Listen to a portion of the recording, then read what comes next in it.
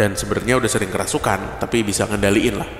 Emang dulu gue yang minta ke Omi buat nunjukin foto gue ke nyokapnya, karena penasaran, ada gak sih sosok yang ngikutin gue? Dan nyokap Omi bilang waktu itu, ada 2 sosok yang ngikutin gue. Pertama, perempuan tua berambut panjang, dan yang kedua, laki-laki berjubah putih.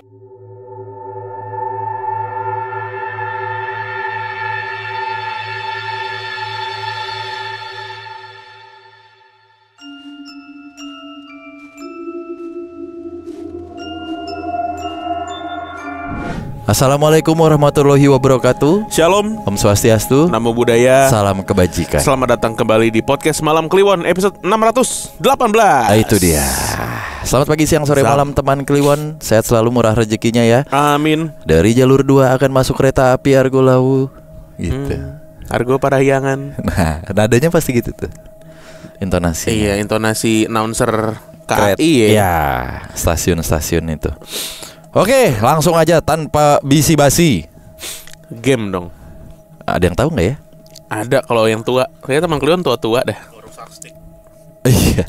Tanpa tedeng aling-aling. Langsung aja kita bacakan. Yang pertama adalah Assalamualaikum warahmatullahi wabarakatuh. Halo Bung Danu dan Bung Bimo. Kalau udah bung-bung gini tuh Pergerakan ini.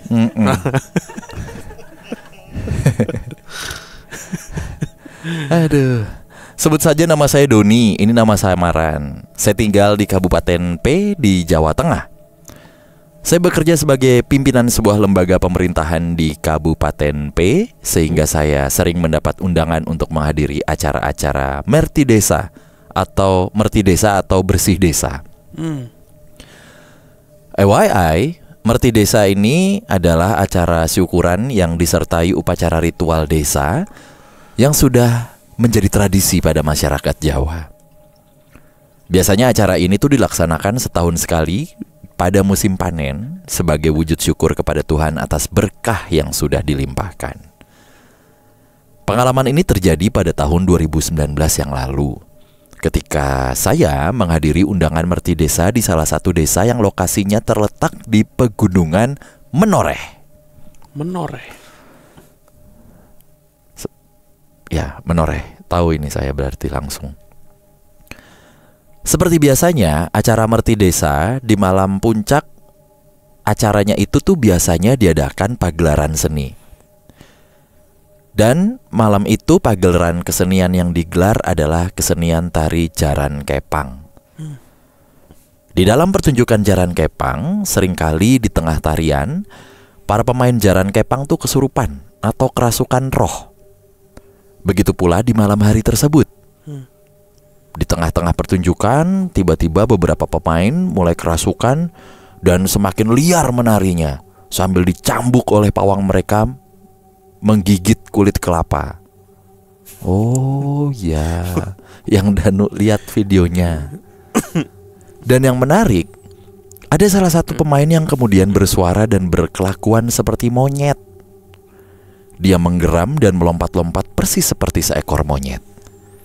Yang saya heran nih, mereka bergerak seperti tanpa kenal lelah. Saya bertanya kepada kepala desa setempat. Beliau menjelaskan bahwa masyarakat setempat percaya salah satu danyang desa atau roh halus penunggu desa sedang merasuki penari itu.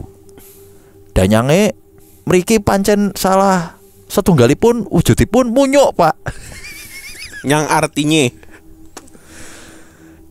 Danyange mriki gitu ya, atau roh tadi, roh di sini tuh salah satunya wujudnya tuh monyet gitu.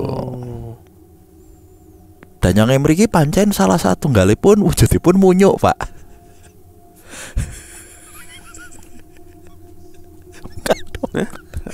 monyet juga. Itu di taman bermain bawa simbol. Tas. Goblok lu. Monyetnya kok gini? Para penonton semakin ramai. Dan gak jarang beberapa penonton ada yang ikut kerasukan juga. Setelah beberapa saat, pawang langsung menyembuhkan atau menyadarkan atau mencopot para danyang dari raga para pemain atau penonton yang kesurupan. Pukul 11:30 malam, pertunjukan belum juga selesai nih. Saya pamit pulang dan meninggalkan lokasi acara. Rumah saya agak jauh dari lokasi, sekitar 15 km. Saya berdua di mobil bersama supir saya. Semua berjalan biasa saja, gak ada yang aneh. Sampai akhirnya, kurang lebih setelah 2 km kita ninggalin lokasi acara, saya melihat supir saya, panggil saja di sini Pak Her. Mukanya tuh terlihat sangat pucat. Saya suruh dia menepi. Saya pun gantiin dia nyetir. Sementara Pak Her duduk di samping saya. Baru sebentar saya nyetir, tiba-tiba saya dikagetkan dengan suara cekikikan. Kemudian Pak Her tiba-tiba berteriak persis suara monyet. Ini beneran, ini bukan. Kenapa Pak Her kok jadi monyet?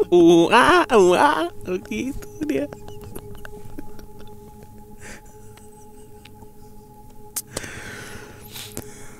Saya tahu persis bahwa itu bukan suara dia. Ya iyalah. Masa orang waras begitu tiba-tiba?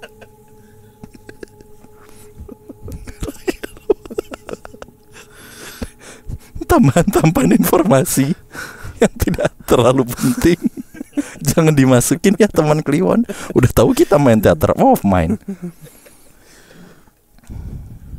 Dia berteriak-teriak mengeluarkan suara monyet sambil melihat ke arah saya dengan mata melotot.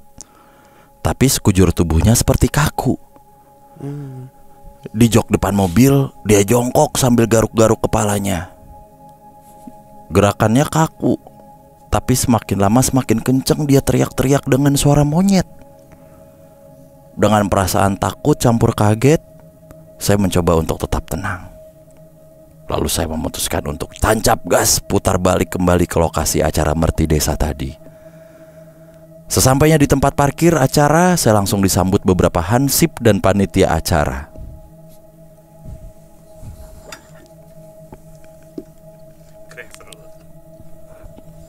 Tahan dulu.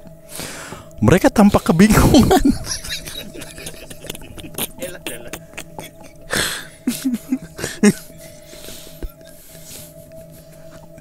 Ayo Pak.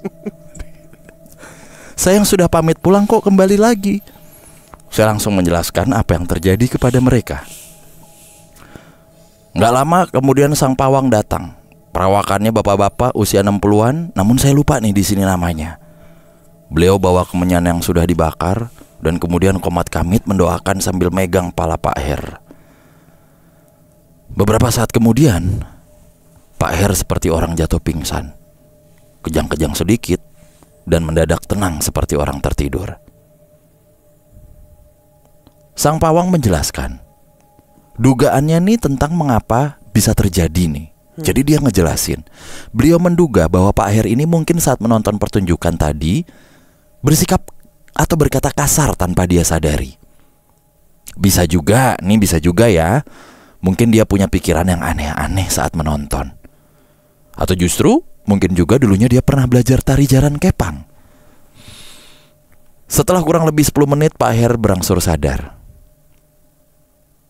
Saya bertanya kepada Pak Her, Pak, mau apa saya mbok rasake? Eling apa ora mau kowe keserupan? Pak Her menjawab, mboten kelingan mas, saniki rasane awake kula lemes. Jadi ditanyain nih sama si masnya, Pak tadi apa yang bapak rasain? Ingat nggak? Tadi tuh kamu kesurupan. Nggak inget mas.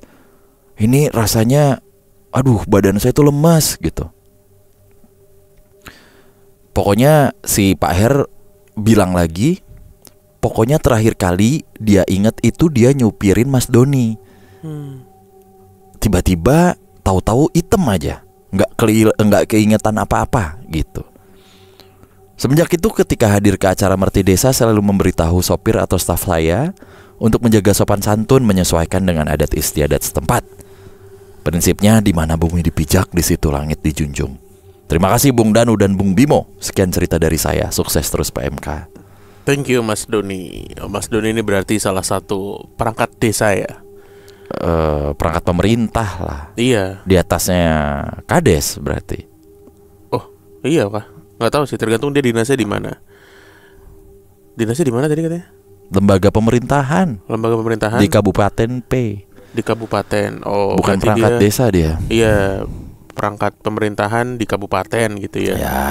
Jadi kalau ada acara-acara tadi syukuran hadir gitu, disupirin.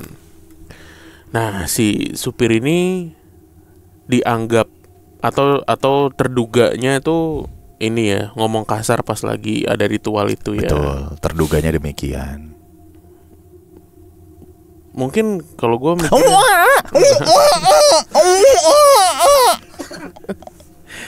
kaku. Ini monyet kaku nih. Nah, gitu jongkok di jok. Iya kan tadi. Jongkok di jok. Garuk-garuk tapi kaku. Monyet kok kaku ya? Saya dulu punya pengalaman Mas Doni, hampir seperti Mas Doni, cuman dia gak kesurupan. Tapi Aslinya emang gitu. hah, monyet beneran? Bukan. Foto. Alhamdulillah Mas, udah bersih. Goblok. Anomali. Tung tung tung tung sahur. Orang kok kayak tung tung tung sahur. Kalau muncul sekarang pasti viral. Iya. Iya, gua mikirnya dia kayaknya ngomong itu kali. Wah, monyet kabeh gitu kali. Pas ngeliat orang pada kesurupan monyet kan, dianggapnya ngomong kasar. Sin Hansip kebingungan sih. Ini orang Jawa semua lagi, gua nggak bisa niruin. Kalau Hansip Betawi gimana emang? Kan udah pada pulang, udah pada bubar. Dia balik lagi. Ya Pak, bagaimana? Siap? Gitu. Langsung jejer. Langsung berjejer. Namanya ada pejabat dateng, langsung itu. Ya siap, bagaimana? Untung baru 2 kilo ya. Kan jarak rumahnya tuh 15 kilo. Kalau dia sudah di 7 kilo, Bingung tuh mau balik lagi apa terusin. Karena udah di tengah-tengah kan. pilihannya balik lah. Kalau pilihannya balik lagi apa terusin ya balik. Kalau gue mah terusin aja, jadi monyet tadi. Kali bisa ngupas kelapa. Digituin doang ya. Bodoh ah. Udah capek gue. Habis acara lo begitu. Kenapa sih gitu-gitu? Iya, udah tuh orang capek. Bodoh ah, jadi monyet lu. Jadi kali syuting di CTV. Kalau dia mengendor berarti pura-pura tuh. Bukan ya. Iya, sadar sendiri. Sendiri. Gitu Mas Doni. Ini kan kita kan gimana ya? Kali syuting di CTV sama Yuki Kato. Oh ya cantik. Jadi monyet dah lu. Iya, bisa Bodoh amat gue. ngupas kulit apa tadi? Kulit apa? Kulit kelapa. Oh, kulit kelapa. Itu kan sunat. Bodoh amat. Oke, terima kasih ya Mas Doni, lancar-lancar karir dan Amin. sehat-sehat di sana. Siap. Kita tahu lah ya, P ini nih. Tahu. Deket Jogja situlah. Oke, lanjut. Ini cerita kedua episode malam hari ini. Halo Bang Bimo, Bang Danu, apa kabar? Baik. Semoga selalu ada dalam lindungan Allah Subhanahu wa taala ya. Amin. Gua Ira, ini bukan nama sebenarnya. Mau cerita pengalaman yang gue juga bingung ini termasuk horor atau bukan. Jadi gini ceritanya Bang. Gue adalah alumni kampus Mercu Buana Meruya. Kejadiannya tahun 2019. Waktu itu gue baru kelar kelas dan langsung cabut ke atrium sama teman-teman gue. Di atrium ada banyak bangku meja nyambung gitu loh. Jadi pasti rame lah. Terus di atrium tuh mahasiswa pada ngerjain tugas, bawa laptop, atau sekedar duduk sambil ngecas HP. Karena banyak colokan. Yang anak-anak mercu tuh pasti tahu banget nih, kecuali maba era pandemi. Nah, gue sama teman-teman gue duduklah di salah satu bangku. Yang di bangku itu lagi ada satu satpam duduk di situ juga. Gue duduk pas di samping satpam ini. Gue spontan bilang permisi sambil senyum dong. Satpam ini kira-kira umurnya 45-an. badannya agak berisi, dan kulitnya sawo matang. Terus satpam ini nanya apa gitu awalnya ke gue. Lumayan banyak nanya lah. Yang mana jujur aja gue tuh sampai risih waktu itu. Karena gue punya pengalaman gak enak ngobrol sama bapak-bapak yang udah agak tua. Saking punya pengalaman gak enak itu, gue sampai suuzon nih. Ini satpam mau ngegedam gue kali ya. Oke. Iya, karena dia emang udah se-SKSD itu. Sampai-sampai gue kepotong terus tuh lagi ngobrol sama teman-teman gue yang lain. Dan yang jelas bikin gue gak nyaman. Sampai akhirnya tiba-tiba dia nyeletok gini ke gue. Neng, orang Hindu kuno ya? Gue yang tadinya ngebelakangin dia karena udah gak nyaman dan kesel, langsung kaget. Gue balik badan dan bilang, hah? Abis itu dia senyum dan dia bilang, oh pantesan. Terus gue bilang, saya bukan Hindu pak, tapi mama saya itu mualaf. Dalam hati gue, dari mana nih satpam ini tahu kalau nyokap gue nih pernah memeluk agama Hindu? Dan gak mungkin banget kalau gue pernah cerita ke satpam ini. Bahkan teman-teman gue banyak yang gak tahu kalau nyokap gue tuh adalah orang Hindu yang sekarang mualaf. Oke, next satpam ini bilang ke gue kalau dari pertama gue datang dan duduk di samping dia, itu banyak banget pasukan di belakang gue. Katanya tuh pakai baju kebaya zaman kerajaan dulu gitulah. Itulah kenapa dia bilang Hindu kuno. Entah kenapa dia kan sebenarnya bisa bilang Hindu aja ya. Padahal kan kebaya nggak melekat sama umat Hindu aja gitu. Ramai banget neng, ini kata si satpam. Terus gue mikir, pantesan aja dari pertama gue dateng, satpam ini tuh ngeliatin gue dari atas, bawah, kanan, kiri. Kan gue jadi tambah mikir nih orang jelalatan banget. Takutnya mau ngegendam gitu. Lagi-lagi pas satpam ini bilang dari semua yang ada di belakang gue, ada satu sosok wanita tua berkebaya putih yang paling sering ikut kemanapun gue pergi. Rambutnya panjang menjuntai. Pulang kuliah gue langsung ceritain semuanya sama eyang gue. Dia lumayan kaget karena ada yang bisa lihat sampai rame-rame sepasukan. Beliau kira si satpam ini cuma bisa ngelihat satu atau dua. Terus malamnya pas gue mau tidur, biasa nih gue main HP dulu. Tiba-tiba gue ngeliat di timeline Instagram ada teman SMA gue dulu, namanya Omi. Saat itu juga gue langsung inget kalau Omi pernah nunjukin foto profil gue pas zaman BBM ke nyokapnya yang bisa lihat. Dan sebenarnya udah sering kerasukan, tapi bisa ngendaliin lah. Emang dulu gue yang minta ke Omi buat nunjukin foto gue ke nyokapnya, karena penasaran, ada gak sih sosok yang ngikutin gue?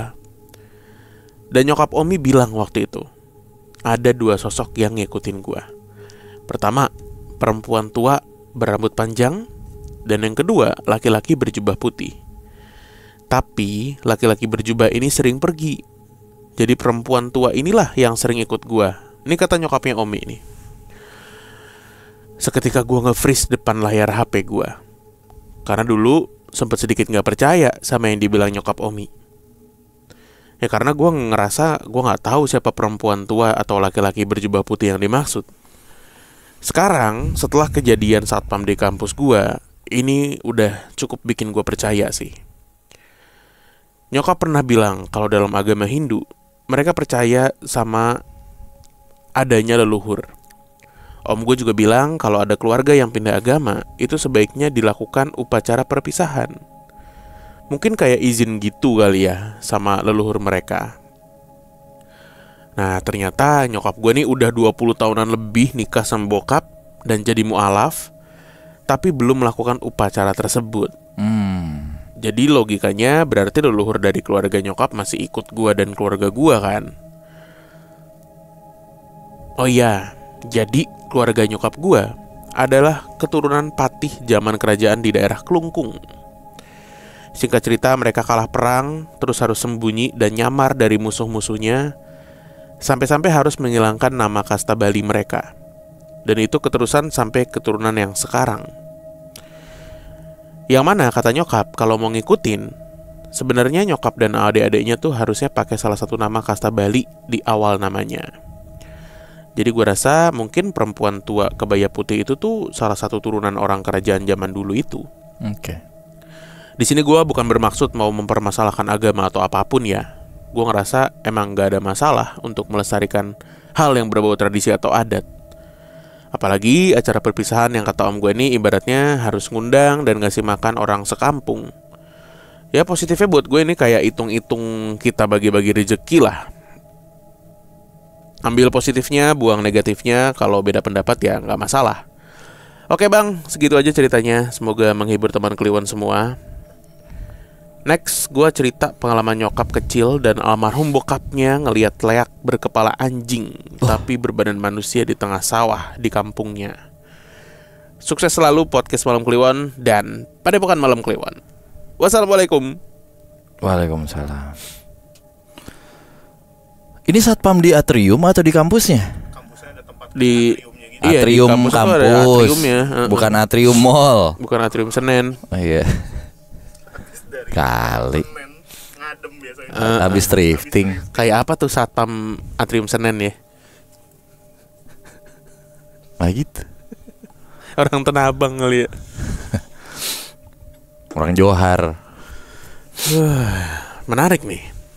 Keturunan kerajaan di Klungkung ya. Tapi gue selalu penasaran sih ya. Apakah semua orang tuh punya guardian kayak gitu ya? Atau enggak?